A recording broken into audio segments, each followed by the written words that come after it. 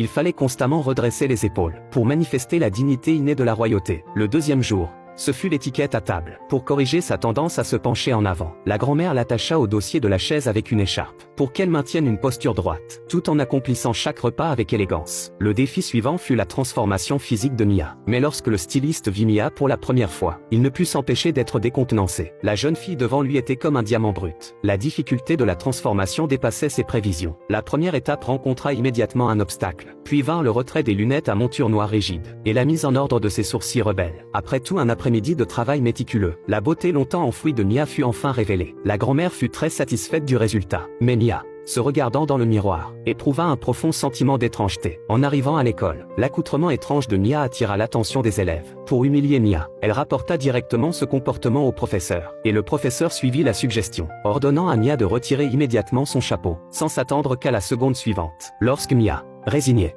ôta son chapeau, dévoilant cette magnifique chevelure soyeuse,